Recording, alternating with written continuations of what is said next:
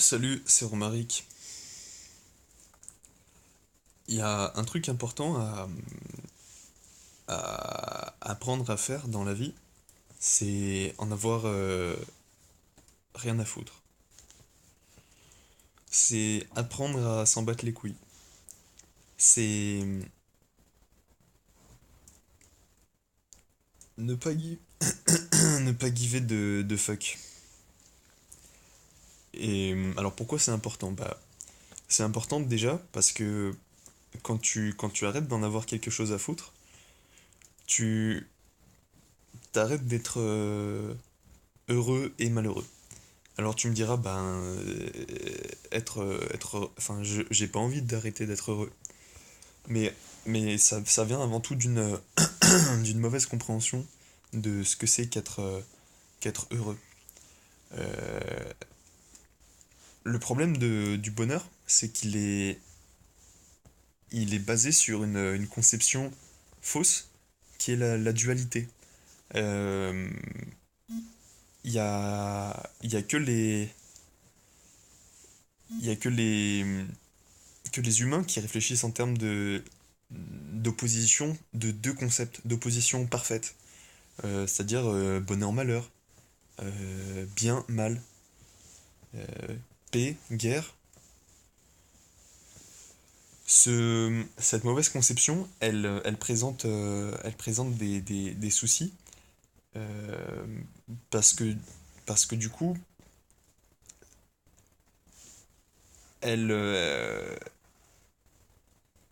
elle sert au jugement, euh, elle sert à juger et elle répartit très simplement les choses toujours en deux camps. Est-ce que ce que je fais c'est bien? Est-ce que ce que je fais c'est mal? Et il- il- en pensant comme ça, on pense naturellement sans demi-mesure. C'est-à-dire que tout est blanc ou tout est noir. Enfin, c'est tout blanc, tout noir. C'est pas gris. Alors qu'en fait, dans la nature, il y a aucun exemple d'opposition euh, très clairement définie comme on le fait avec ce genre de concept euh, dual. Donc, le problème du bonheur, en fait, tu l'auras compris, c'est que il se base sur le malheur. Sans bonheur, il n'y aurait pas de malheur, et sans malheur, il n'y aurait pas de bonheur. Et sans aucun des deux, qu'est-ce qu'il y a? Le bonheur et le malheur, c'est une manière de décrire un aspect un peu... comment dire? Enfin, attraction et répulsion. Ça aussi, c'est une dualité. Le bonheur, c'est une chose pour laquelle on éprouve de l'attraction. Le malheur, c'est quelque chose dont pour lequel naturellement on va éprouver de la répulsion. Personne n'a envie d'être malheureux. Mais ça veut dire quoi être malheureux? Souvent, être malheureux, ça se base sur encore une fois, sur des conceptions humaines et des conceptions qui, en fait, ne sont pas nécessaires, ne sont pas évidentes et ne sont pas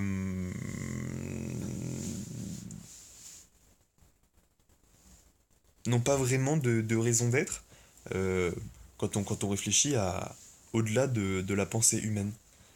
Euh, ça veut pas dire ça veut pas dire que je nie la souffrance, au contraire. Le malheur, c'est associé à la souffrance. Le malheur, c'est souffrir simplement.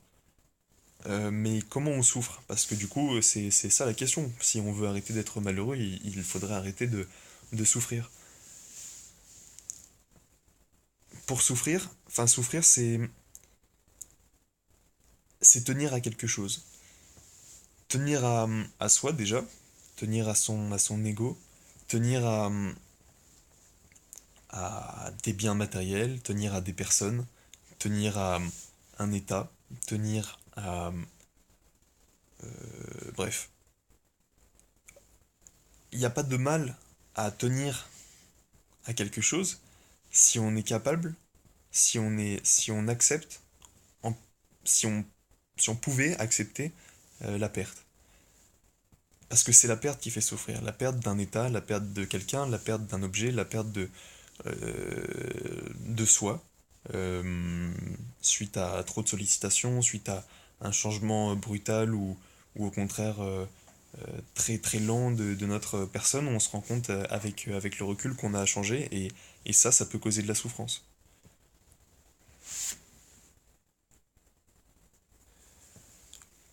Du coup, euh,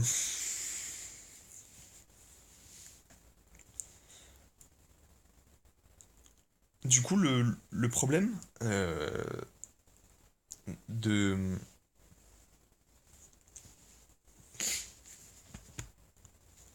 de cette vision duale, c'est que forcément, euh, elle s'échelonne sur l'échelle de la souffrance et que du coup, elle, elle est liée par nature à la souffrance. Même le bonheur est lié à la souffrance. Le bonheur, c'est ressenti quand on a quelque chose. C'est, je dis bien le bonheur en termes dual. Je parle pas du bonheur stable, le bonheur présent. Bref, mais j'en parle juste après. Ou pas si j'oublie.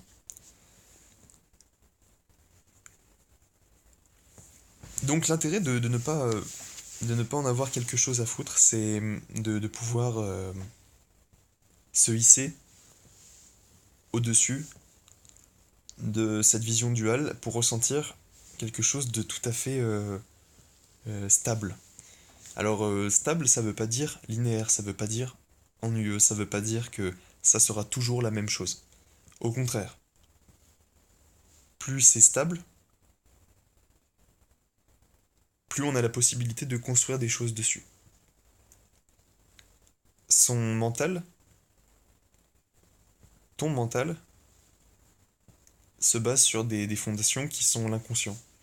Si en travaillant ton mental, tu arrives à remonter aux fondations, à remonter, si tu veux, à l'attachement que tu as pour les choses, pour les personnes, etc., alors à ce moment, tu peux, si tu veux, reprogrammer tes fondations. Tu peux reprogrammer ton inconscient. Et quand je dis ça, c'est pas l'inconscient qui s'exécute, mais c'est plutôt que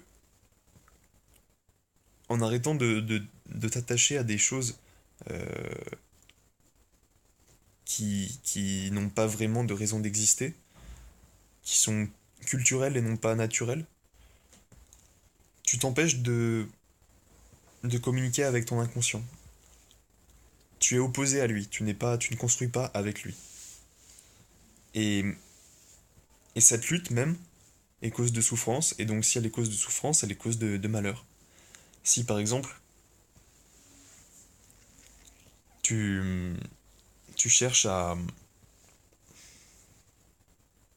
Il faut que je trouve un bon exemple. Ça va prendre un peu de temps.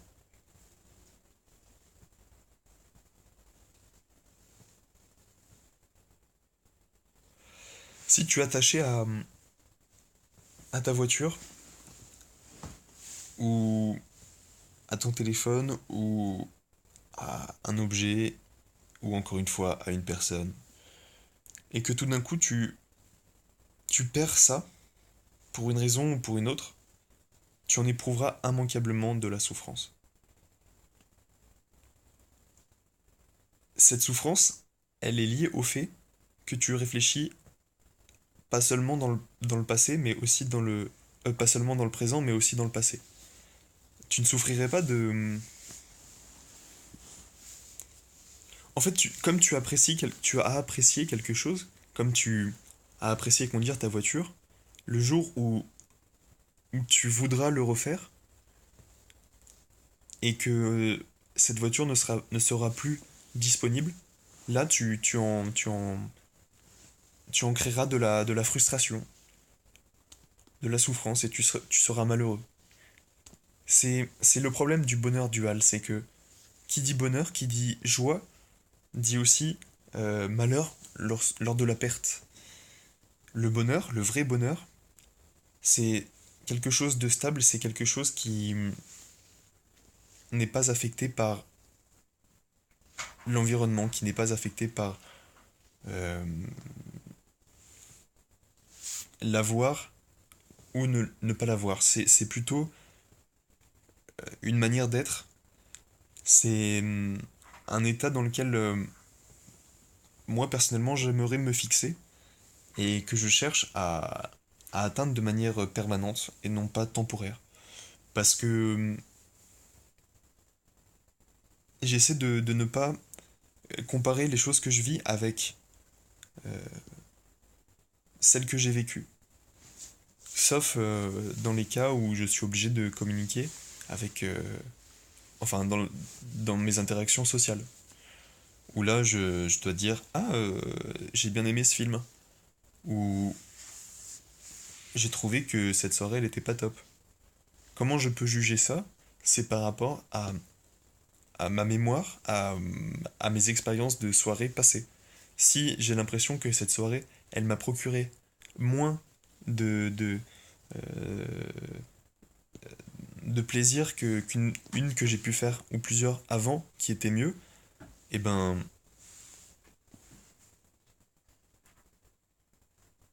je me souviens plus que comment j'ai construit ma phrase, il faudrait que j'en fasse des plus courtes.